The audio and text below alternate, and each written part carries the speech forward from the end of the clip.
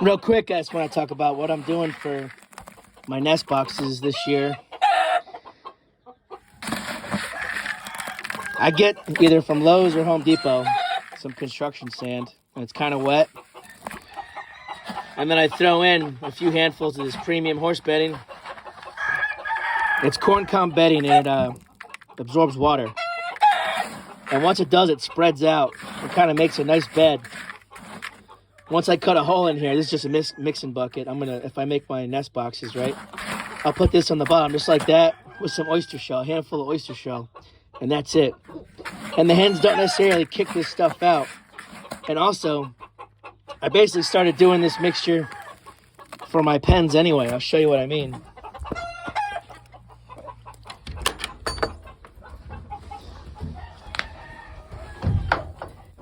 There's that same mixture, but with this I added some hardwood ashes from the wood stove. And so it's that corn cob mixture, some hardwood ashes, the sand.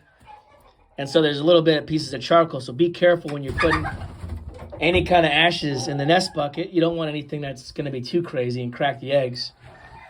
But believe it or not, the sand in these small stone, that grit, will keep the eggs clean. And it's good stuff. This is easier to clean than hay. I stopped using hay. I used to use hay. Some people use wood chips. I don't like wood chips. But, yeah. So that's the mixture. I just figured I'd share that. Some people might find it helpful. It keeps the hens cool. Keeps the eggs clean. And they don't kick it out so easy. If you just stuff this with hay, they very realistically could just kick this out, or a lot of it, and then you get this big bare spot in the end of your nest, and the eggs are just on bare whatever, and they can crack easier that way. So anyhow, just wanted to share that with some folks. All right, here's some nest buckets I just did after that first one. There's a little bit of hay in there, and I'm not like rigid to the point of, oh, this is the ratio or the formula. But to be clear, this is mostly that sand with the cob pellets. I think I had a bucket of some hay that I was messing with. I don't know why I did it like that. Typically, if they have hay in this style of nest, the hens will just kick it out. And then you'll get some bare spot in the middle, and it's really, it's not good for the eggs. They'll start cracking and whatnot. So, because the sand is heavier, it just stays in there, and also it just keeps the eggs clean, keeps the hen cool. So if you want to mix in a little bit of hay, go ahead, but don't do too much hay. But this is what I just made these for right here. So this is my, you call them North Britain or my Hoy Muff pen here. I just put that nest bucket in there, and the sister was going up to that broody hen, that broody pellet rather. This one right here kept laying eggs, and I keep collecting them. But now I just put an egg in there. Hopefully the cock doesn't mess with the egg.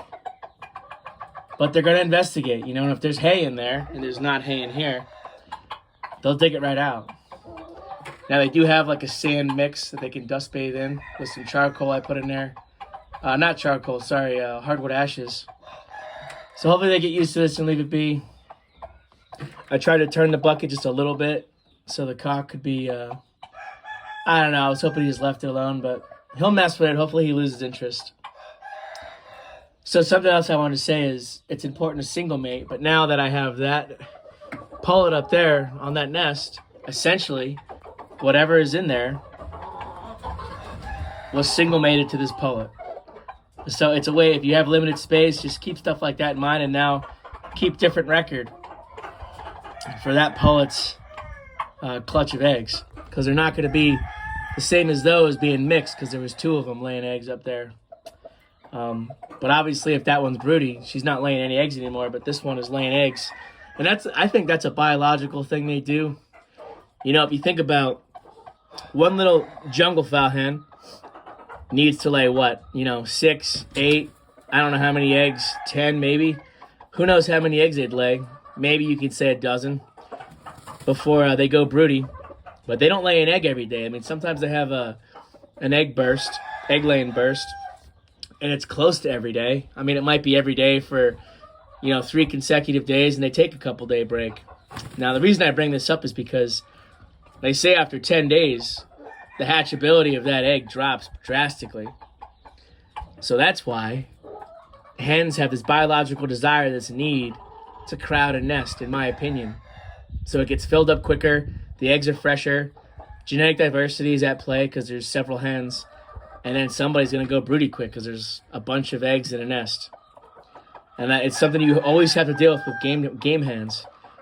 I had 3 sisters crowding one bucket, so I finally started taking the ends, like the waste material of my wire cage makings, and it had that memory, and I would just close it up, and I'd close it like that, and I'll show you what I'm talking about. And I let them out during the day, and it might sound weird to people, but as long as the hen gets up, gets off, does her business, and she goes back in her nest, man. I put that wire, for some of them that were getting crowded like that, I was putting that wire back over the bucket so she can just be in peace and no other hens will bother her.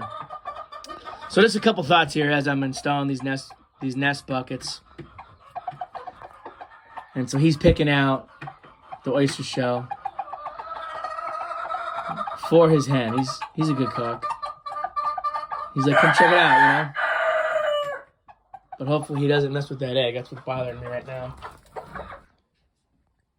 All right, so I got several nest buckets here, old buckets, before I started using the the utility knife and cutting a square.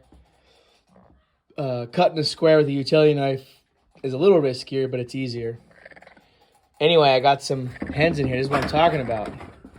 I started wrapping them in such a way to keep the hen inside and keep everybody away from her. This hen has been hatching her eggs for like the past 2 days. And I kind of want to see, some chicks are hatching. There's some solid eggs in there too. It's been cold though before, a couple weeks ago it was still pretty cold. So anyway, a lot of eggs feel unhatched. So I don't know. I'm going to see what she's got going on. I want to be careful though, because if you lift them up, that humidity gets lost, and it can vacuum seal the chicks in that egg. One of my mongrel game hens, one that I tagged in such a way with zip ties as to identify her as a keeper for the free-range mongrel flock. Anyhow, she only hatched 3 little dom chicks. These are going to be pretty much, I have red doms in a brood pen. So it's been really cold. Who knows? Bad hatch, but you know what? I got more eggs under other hens. That guy's probably not sprawly-legged. It's just a slippery bucket.